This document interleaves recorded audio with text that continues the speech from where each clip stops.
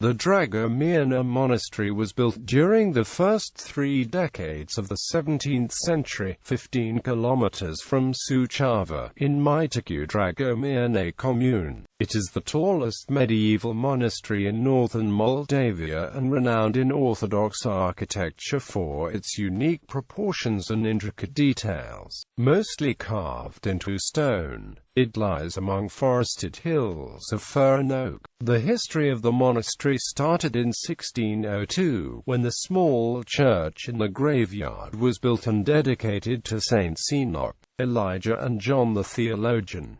In 1609 the dedication of the larger church was made to the descent of the Holy Spirit. History. Unlike other monasteries, there is no votive inscription at Dragomirna. The year in which it was built and the names of the founders were discovered only after study of the documents of the time. The founders were the same as for the small church in the graveyard: the scholar, artist and metropolitan Anastasi Krimka, the High Chancellor Lupus Stroici, and his brother the treasurer Simeon Stroici. Born in Suceava as the son of merchant Eugen COCA and of the Princess Karstina, Anastasi Krimka became a monk at the Putna Monastery when he was young. There Krimka built his reputation as a prelate, patriot, and scholar and, above all, as an artist, which was expressed through his whole life. He ascended to the highest ranks in the Orthodox Church and became, in 1608, the Metropolitan of Moldavia. During the summer of 1600, he took the oath of faith to Michael the Brave, who entered the princely seat of Moldavia without fighting and succeeded in joining together the 3 Romanian lands for the first time. According to the inscription above the bell tower, in 1627 during the rule of Miron Barnovshi, because of the frequent invasions by the Turks and Tartars,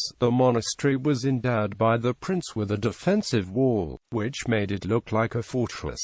In the 4 corners there are narrow square towers, on the western and northern sides of the cells, built between 1843 and 1846. They were part of the general reconstruction. Inside the precincts, on the right side of the entrance is the vaulted refectory, built in the Gothic style. It now holds the Dragomirna Museum of Ancient Art. The large church's plan is a much elongated rectangle, without side apses. It seems to be built up to defy the heights, to seek the light. It symbolized prayer soaring from the bottom of one's heart towards the holy sky. Architectural details. Seeing it is a joyful surprise, wrote the great historian Nicolae Iger. Its tall and narrow is like a fine casket with holy relics, an architectural jewel which adorns the ancient woods of Bukovina. The church is built in mostly of raw, unpolished stone, except for the pillars, which end with buttresses made of polished stone. At the windows, Gothic-style frets have intersected bars. Under the cornice, there are 2 bands of friezed arcatures. The church is encircled with a stone belt of 3 alternately woven bands. This belt, a symbol of the Holy Trinity, also contains an allegorical message from the bishop, who lived to see the union of the Romanian-speaking peoples accomplished by Michael the Brave. He urged the coming generations to guide national and faith unity through the Holy Church. The tower of the church, very tall and slender, decorated throughout, emphasizes the vertical.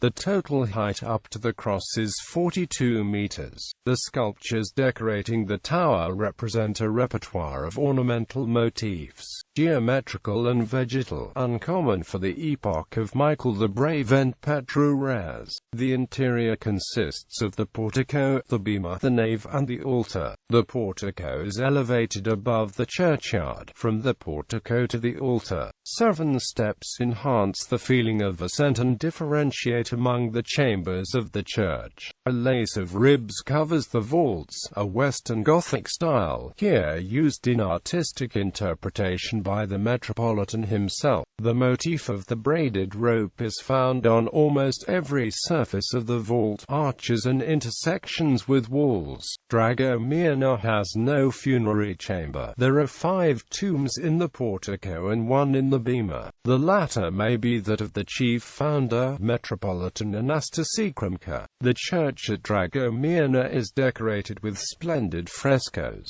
but they are to be found only in the altar and the nave. No one knows whether the bema and the portico were also formerly painted. The paintings represent yet another innovative element, both in themes and in painting techniques, related most closely to iconographic and miniature art. The Dragomirna Museum contains precious elements of Romanian medieval civilization, embroideries, bookbindings fitted with gilded silver, most of them made by Grigore Moișu, crosses carved in cedar and ebony, the candle lit at the dedication of the big church, the homily of Metropolitan Varlam, gold and silver embroidered garments, and other ecclesiastical objects and sacerdotal attire. Gallery. At Dragomirna, the Metropolitan Anastasi COCA started a school for miniaturists and calligraphers, which became a last blossoming and glittering of the Romanian art of miniature. 5 manuscripts of the school of Dragomirna are kept in the museum of the monastery. 2 copies of the 4 Gospels, 2 missals and a psalter, copied and illustrated by Anastasi COCA and his disciples. They demonstrate the originality and talent of the Moldavian miniaturists. As a center of Christian and ancient culture in the Romanian past, the Dragomirna Monastery holds artistic treasure that is evidence of the people's love for beauty and also of the skillfulness in achieving it. The Church of the Descent of the Holy Spirit is unique in all of Romania for its unusual proportions. It is by far the tallest and narrowest church ever built. Its walls are not painted, but decorated with stone carvings. In 1609 Bishop COCA had built the church with the aid of Great Chancellor Luca Stroici. The relation between the width, length and height of the church is most unusual. The church is 9 meters wide, which is an average width, but the height of more than 40 meters up to the top of the lantern tower makes it seem extremely narrow. The church gives the impression of being a ship, the ancient symbol of the Christian church. The facades are built of rough yellow sandstone.